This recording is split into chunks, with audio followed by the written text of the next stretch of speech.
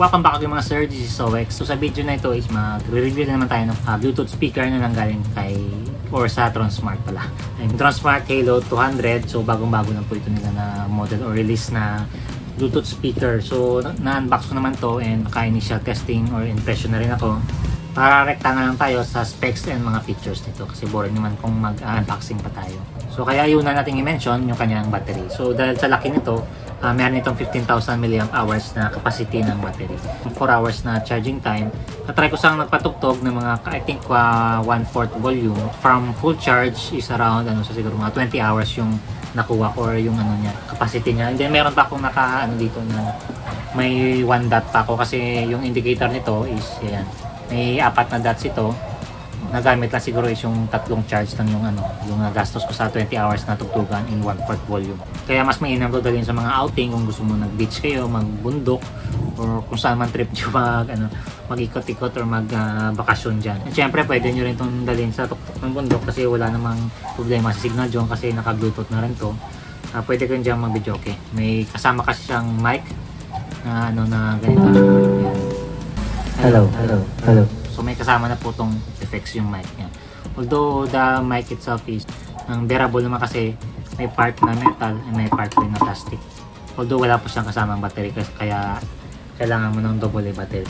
So for the power, meron itong 120 watts. Yung amplifier nito na dinadrive niya is a 3-way system. Meron po itong tweeter dito or high frequency driver sa taas. 2 mid. Then I think 6 or 8 inches na woofer para sa ating big bass. And then syempre yung highlights dito is yung kanyang LED effects or yung RGB effects niya.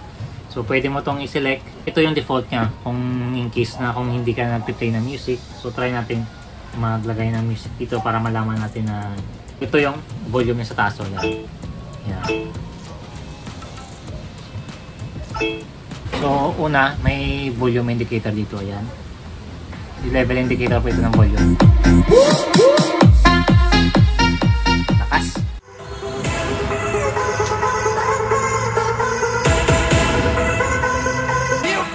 Here we go.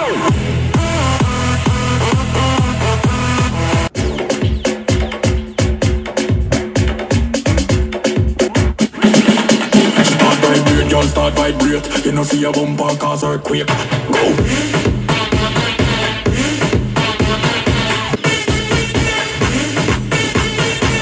Start vibrate, girl, start vibrate, you know see a bumper cause earthquake.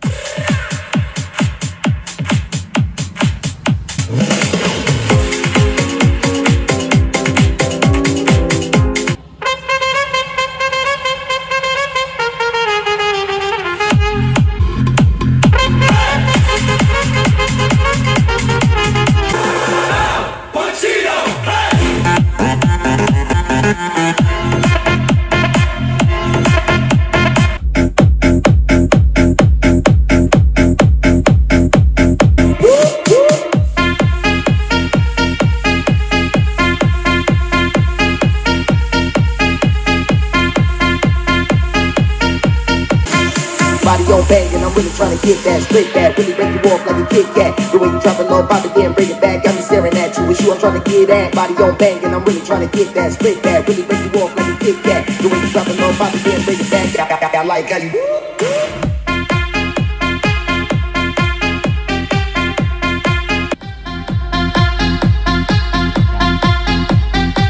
So meron itong selector sa itaas, ito, yung parang bulaklak. Ayan. Pwede mo rin siya patayin. So, kung gamitin mo sana, kung gusto mong tumipid sa battery, patayin mo yan. Wala ka pang bayad sa Meralco. Ayan. Ayan yung iba. Ito pa. Saan ba dyan? Ayan. Body on bang and I'm really trying to get that, split that, really break you off like a Kit Kat. The way you drop it low, pop it then bring it back, got me staring at you. It's you I'm trying to get at. Body on bang and I'm really trying to get that, split that, really break you off like a Kit Kat. The way you drop it low, pop it then bring it back, got me staring at you. It's you I'm trying to get at.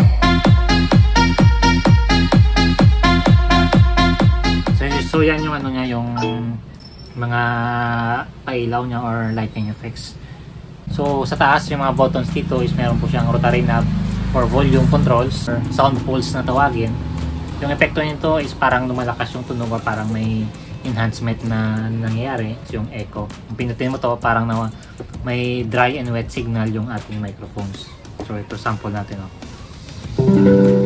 Yan. So yan, ibig sabihin nag-connect na yung ating wireless mic. Hello. Yan. Isa yan. May isa pa. May medyo kumakapal yung ano niya. Hello. Yan. Hello. Hello. Hello. Isa pa. Hello. Yan. Siguro mga tatlong levels ng echo yung dumadagdag. TC or parang for example, meron ko pang additional na TronSmart Halo para gawin mong stereo setup, pwede mo itong i-connect yung TC para mag-combine force sila para kahit isa lang yung device mo, tutugtog yung dalawa. So yan yung purpose ng TC. Meron itong navigation bar, forward, reverse, and play. So yan lang naman yung makikita natin dito sa syempre yung yung battery indicator para malaman natin kung malapit na siya mag-lowbat. So sa likod, meron tayong compartment dito para sa mga PL. Dalawa, may pang instruments or pwede mo itong saksakan ng mic. And syempre pwede mo itong gawing power bank kasi sobrang laki ng capacity niya. Natry ko dito maglagay ng USB parang for example naglagay ako dito ng 16 GB na na USB, parang hindi niya na-recognize Siguro parang power bank lang ito Then syempre may reset ito and 3.5mm auxiliary jack.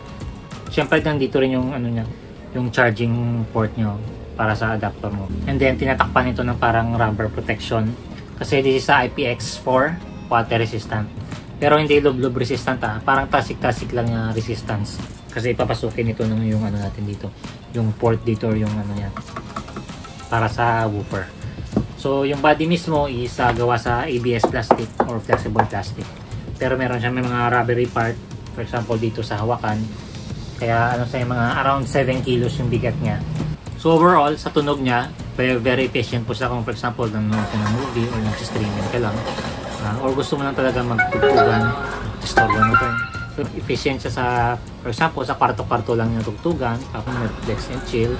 Kasi kung sa outdoor ka na, medyo maging lulusaw na yung tunog mo or parang hihina na yung or hindi ka na makakagain ng additional SPL kasi outdoor area ka na. Pwede mo siyang gawing power bank dito or parang or charging station ng mga cellphone mo in case man nagka-brown out. And then syempre yung kanyang mga RGB effects para additional dagdag flavor sa mga disco sa party nyo sa bahay dyan. So magbibigay ako ng link sa ibaba sa kung gusto nyo mag-order nito. Available po ito sa mga Shopee and syempre sa TronSmart na website. I think meron itong version na dalawa yung mic kung magdo-duet kayo. Pero wag na kayo ma-expect na kakanta ko dito or mag-demo ako ng mic nila. Di talaga ako kakanta So ayan na mga sir Ayan yung review ko sa TronSmart Halo 200. Thank you again sa mga patanood and see you in the next video.